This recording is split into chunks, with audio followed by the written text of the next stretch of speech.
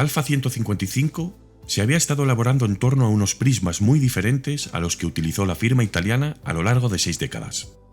El control de Alfa Romeo había pasado a Fiat en 1986. Gianni Agnelli había logrado salir victorioso de un arduo tira y afloja contra el gigante Ford en una pugna por la adquisición de la histórica marca milanesa al Estado italiano. Poco tiempo después, aunque el Alfa 75 mantenía un buen rango de ventas, en las oficinas de Turín se había emprendido una nueva aventura denominada Proyecto 167. Este nuevo ejemplar definía claramente la intervención de Fiat, si bien adoptaba en términos técnicos muchas soluciones comunes con otros modelos de la firma transalpina. Es más, el nuevo Alfa compartiría plataforma con los elegantes Lancia Dedra y Fiat Tempra, su mismo esquema de suspensiones, también la distancia entre ejes del compacto Fiat Tipo, así como la tracción delantera.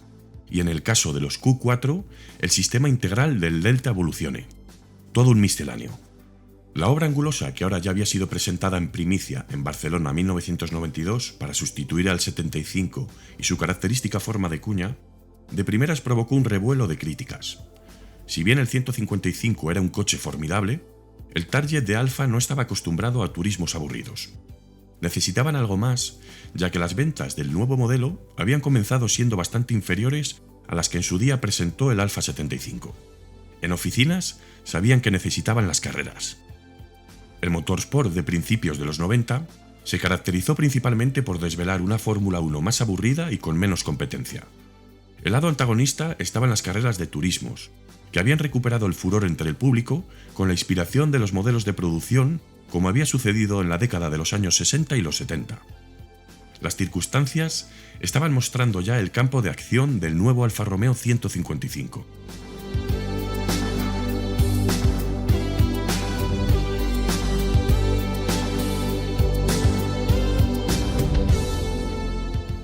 Los campeonatos de turismos promovidos en 1992 estaban teniendo particularmente éxito en los ámbitos nacionales de cada territorio. Estos contaban con reglamentos técnicos que los diferenciaba de un país u otro. En este punto, Fiat ya estaba a punto de cancelar el programa de rallies de Lancia, de manera que todos los focos técnicos y presupuestarios podrían dirigirse hacia el programa de turismos de Alfa Romeo.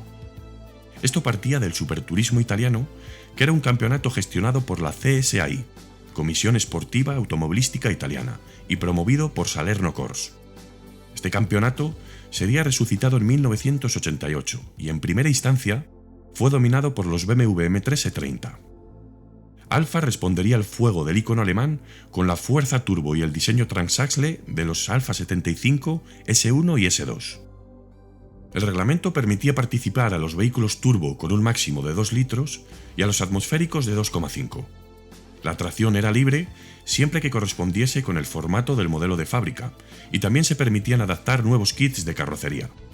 Es a través de esta receta, y con la base del Q4, que nacería el Alfa Romeo 155 GTA, un nombre que ahora sí evocaba a los grandes talentos que en el pasado hicieron del Vistione una leyenda de las carreras. Entonces, el modelo utilizó el motor turbo del idílico Lancia Delta HF Integrale, y que también había sido aprovechado en los Dedra con el mismo apellido y en los Tema y en los Croma Turbo. Hablamos de la mecánica que le había dado a Lancia 46 victorias y 6 campeonatos de fabricantes en el Grupo A de Rally. El resultado del formidable rector de Alfa Corse decidió no desperdiciar los esfuerzos invertidos en la ejecución del programa 155 GTA, que durante su debut había logrado alzarse con la victoria en 17 ocasiones de 20 posibles. 1993 lo cambió todo. El brazo deportivo Alfa Corse se había revitalizado operando ahora sus construcciones de carreras en la antigua planta de Autodelta, en Sétimo Milanese, bajo el mando del legendario Giorgio Pianta. Durante esta etapa, la FIA había aprobado 2 nuevos reglamentos, partiendo de la clase D2, con turismos equivalentes a los de producción con unas pocas modificaciones, y la D1, donde participarían modelos de producción con un salto tecnológico realmente notable. Ahora la antigua DTM, que se había regido hasta entonces por el reglamento Grupo A, pasaría a ser una serie de primera clase en la que intervendrían equipos técnicos al máximo nivel de la competición.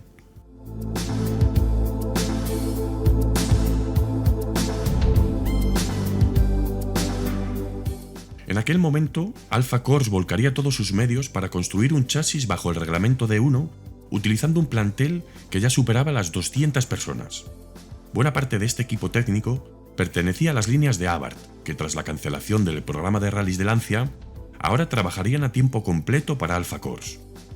No se reparó en gastos y entre ambos programas deportivos se llegaron a contabilizar hasta 40 motores construidos, de los que al menos 10 eran V6 de DTM, siendo los restantes versiones TS. La DTM se había convertido en un tremendo escaparate tecnológico que además contaría con un promedio de más de 60.000 espectadores en todos sus eventos. A esto hay que sumarle otro aliciente: el gran soporte mediático que se estaba invirtiendo en la serie, que ahora era retransmitida en los programas deportivos de una buena parte de Europa. El nuevo reglamento no era muy complejo. Limitaba los motores a 2,5 litros y un máximo de 6 cilindros para ser adaptados a modelos de producción de los que al menos se hubieran construido 25.000 unidades. Las aerodinámicas eran abruptamente modificadas, pero en cambio, el turbo quedaría vetado en las parrillas. En realidad, era una regulación que en cierto modo proporcionó mucho alivio a los fabricantes.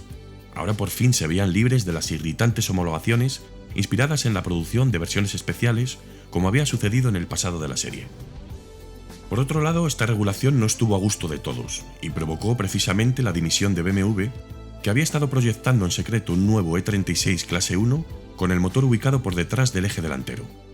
Cuando fue presentado, la FIA se opuso al uso de este nuevo esquema y los bávaros se retiraron de forma oficial de la competición, dejando paso únicamente a las unidades de equipos privados que ahora no contarían con ningún soporte de fábrica.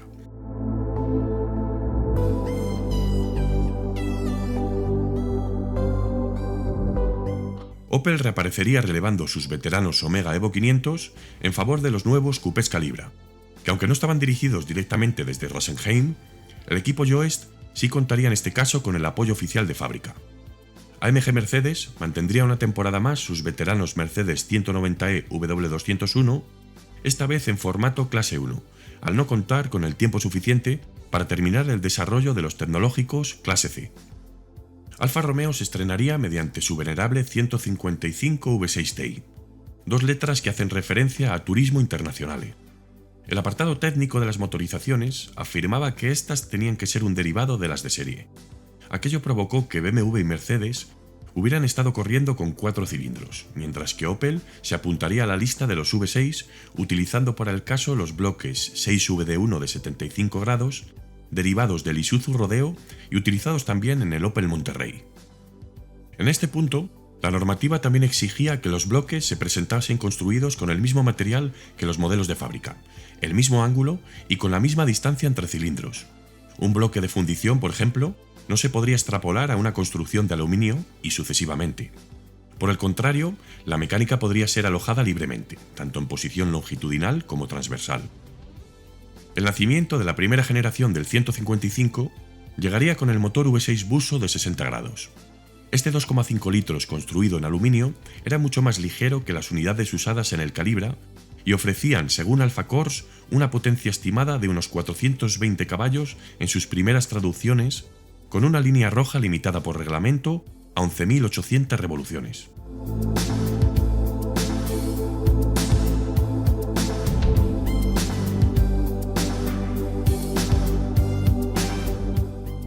La magia de este motor era única, ya que a pesar de haber nacido con un solo árbol de levas por culata, su rendimiento y eficiencia eran similares e incluso mejores que algunos de doble árbol.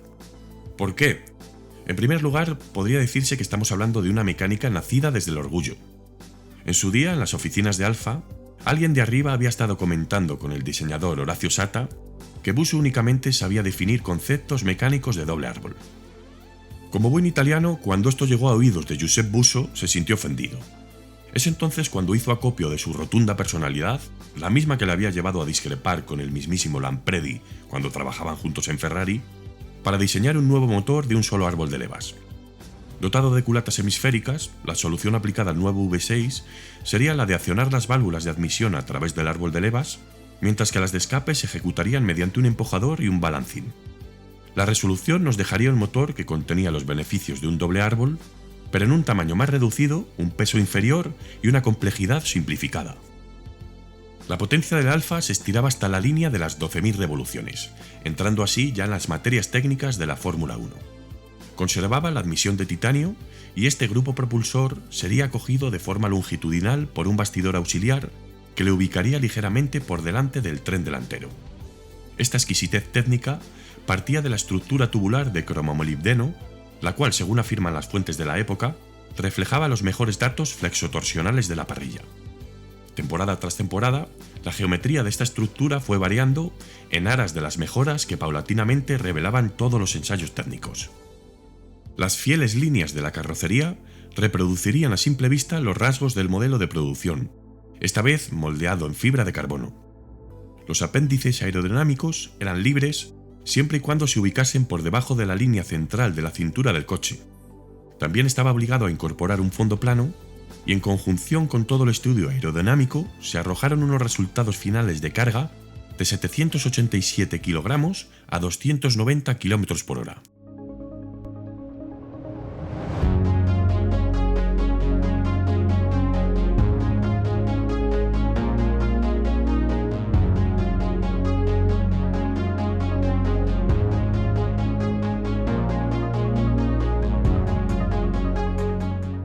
A la transmisión de 6 relaciones derivada del ANCIA se le añadirían 3 diferenciales autoblocantes viscosos, en el eje delantero, en el trasero y el distribuidor central. Esto cambiaría a partir de 1995, utilizando el sistema multidisco de compresión hidráulica. Al variar la presión de bombeo de 0 a 60 bares, la fricción de deslizamiento aumentaba del 0 al 100%, y cada uno de los 3 reguladores de presión de los diferenciales estaba gestionado por una unidad de control TAG.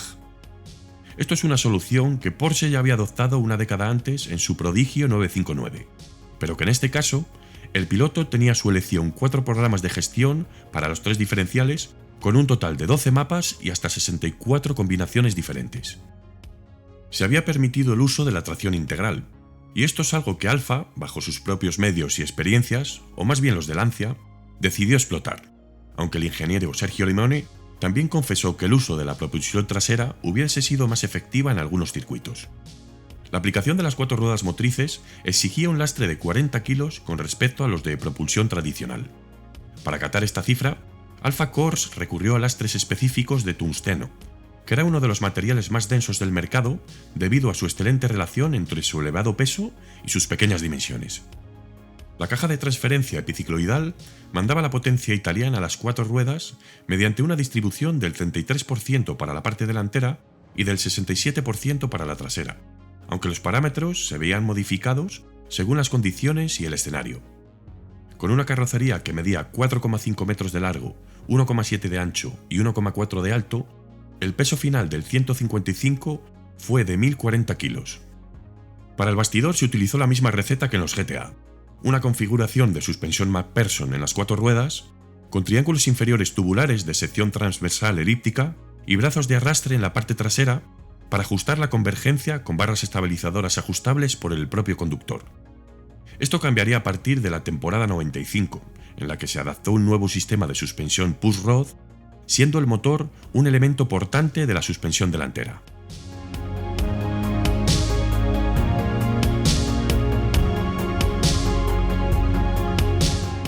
El sistema de frenos contaba con un sofisticado ABS de 4 canales y 6 sensores suministrado por Bosch y que tenía algunos componentes en común con los de la Fórmula 1. Curiosamente, a partir del segundo evento celebrado en Hockenheim, se abandonó el uso de las llantas de 19 pulgadas en favor de unas de 18, que permitían una mejor dinámica de adaptación sobre los trazados más revirados. El brazo deportivo de Alfa Corse, capitaneado por Giorgio Pianta, puso 2 chasis sobre las parrillas de DTM de 1993. Para abastecer a los equipos privados, se construyeron otros 2 coches gemelos para el equipo alemán Subel, formado por Christian Danner y Giorgio Francia. El debut de Alfa no pudo ser más exitoso, arrebatando el título a los poderosos Mercedes tras la conquista de 10 victorias en 20 carreras, lideradas por Nicola Larini, veterano piloto de Fórmula 1. Otras 2 victorias serían anotadas para Alfa Corse mediante el segundo coche, pilotado por Alessandro Nannini. Según transcurrían las carreras, el personal de Alfa Corse se convencía de que un motor V6 de 90 grados sería mucho más eficiente que el actual de 60. Alfa Romeo solamente había fabricado un V6 de 90 grados y era el del Montreal. El problema es que aquel bloque tenía muy poca distancia entre cilindros, de manera que no era un formato apto para adaptar los diámetros y las carreras con los que se estaban trabajando. Siguiendo un vacío legal, como Alfa Romeo pertenecía a Fiat, que a su vez controlaba los modelos de Lancia, y todos ellos al mismo tiempo utilizaban las mismas plataformas y motorizaciones, para el caso, el tema había estado utilizando el motor V6 PRV de 90 grados. Así que efectivamente, y muy en contra de la creencia popular, una vez comenzaba la temporada 1996, el Alfa Romeo 155 DTM alcanzó su máxima expresión tecnológica utilizando el motor Peugeot Renault Volvo. Ese motor que muchos entendidos, entre comillas, tanto critican. Hablamos de un bloque montado en todas las versiones Venturi de competición, en los Alpine Grupo 4 y Grupo 5, y que a mayores cuenta con un palmarés bastante atractivo en Europa y particularmente en Le Mans. Esto es un dato confirmado por el propio ingeniero a cargo del proyecto, Sergio Limoni. Este mismo confirmó que también había homologado el motor del Montreal, básicamente como pantalla, aunque jamás llegó a utilizarse. Solamente se hizo por razones de marketing, ya que la propia Fiat puso innumerables trabas a la hora de utilizar un producto que no fuese de la casa.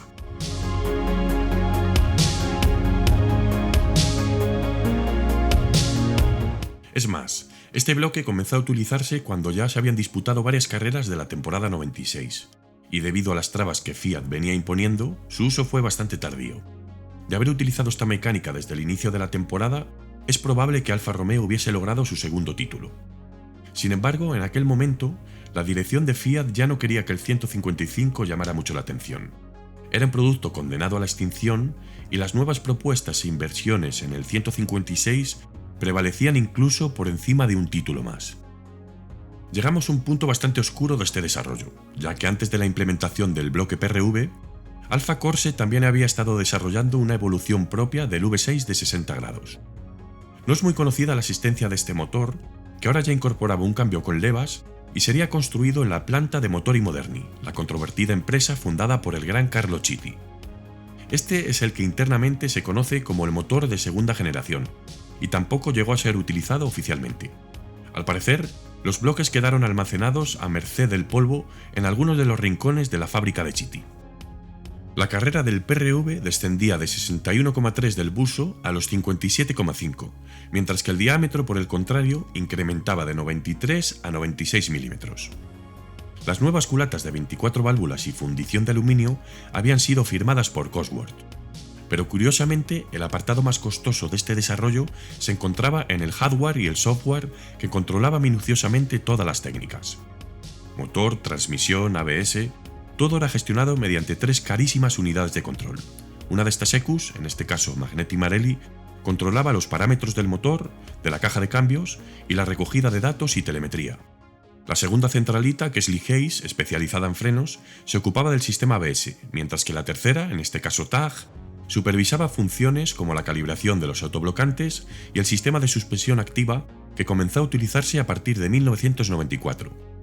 Si la construcción de un chasis 155 DTM venía costando más o menos 450.000 euros de la época, la mitad de ese precio procedía solamente de los sistemas de gestión.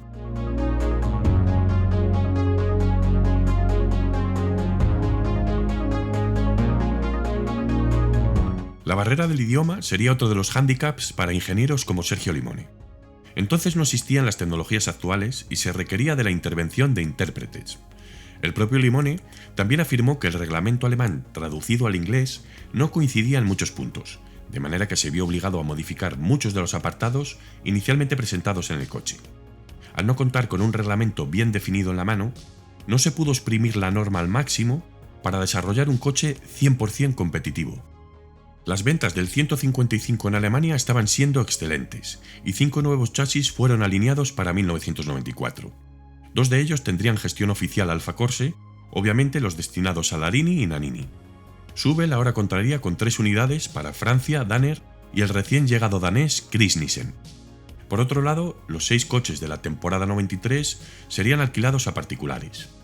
Alessandro Nannini dominó la primera parte del campeonato, ganando 7 de las primeras 10 carreras, pero el veterano Ludwig, ya con un mejorado Mercedes clase C W202, se recuperó para adjudicarse el título de pilotos. Paralelamente, a Larini no le faltaron éxitos. Al final de la temporada, también se uniría a la fiesta Stefano Modena, convirtiendo a Alfa en el fabricante con más victorias.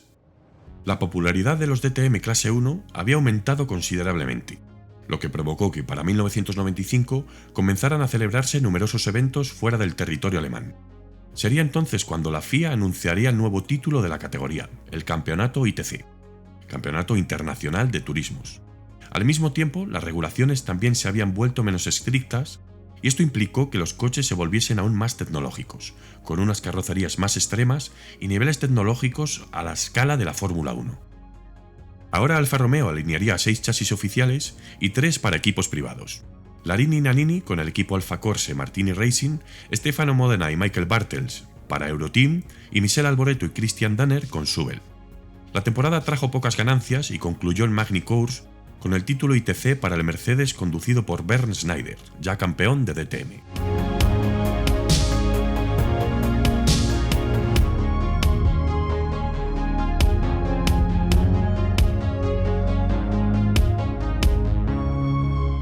En 1996 vio desaparecer el DTM para ser reemplazado por el ITC, que ahora se había convertido en un campeonato mundial con 13 eventos dobles en su haber, con la apertura en Hockenheim y el cierre de campaña en Suzuka. Alfa Corse en este caso no presentaría menos de 8 coches oficiales 155, repartidos entre Alfa Corse Martini Racing, TV Spielfilm y Haas. El coche de 1996 se ensanchó 30 milímetros porque el modelo de producción estándar también se había ensanchado. La disposición del tanque de combustible y la configuración aerodinámica también se modificaron, así como la transmisión, que ahora utilizaba una sofisticada X-Track. En Magny Cours, Alfa Romeo había manifestado su intención de abandonar el campeonato. Esta decisión pronto sería seguida por Opel, escribiendo así el último capítulo de la corta pero apasionante era del ITC. La escalada de costes después de la liberación de la electrónica y la suspensión provocó que Mercedes se elevara a un nuevo nivel tecnológico con la adopción generalizada de materiales compuestos para el chasis. Los DTM de 1996 representaron así el máximo florecimiento de la tecnología aplicada a los turismos de carreras, a los que se les permitió desarrollarse prácticamente sin limitaciones en una era en la que incluso en la Fórmula 1 se habían adoptado ya regulaciones ciertamente estrictas en lo que respecta a la electrónica.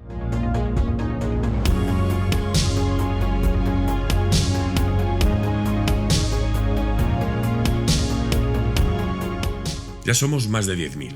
Ha sido muy emocionante llegar hasta aquí en tan poco tiempo. Hace 5 meses apenas iniciaba el canal de Evo Master con aquel capítulo del Renault 21 batiendo el récord sobre hielo y hoy somos más de 10.000 personas en el canal. Tengo que deciros que es uno de los proyectos más satisfactorios y con los que más a gusto he estado desde que me dedico a los coches, que ha sido prácticamente toda mi vida. Estoy muy emocionado y con muchas ganas de seguir compartiendo historias con todos vosotros. Sois una grandísima comunidad, estoy orgulloso del ambiente y de toda la gente que estáis aquí y daros las gracias como siempre por vuestra amabilidad, por vuestras valoraciones, vuestros ánimos, vuestra admiración, pero sobre todo por ser tan fieles en cada capítulo. Un saludo, Masters.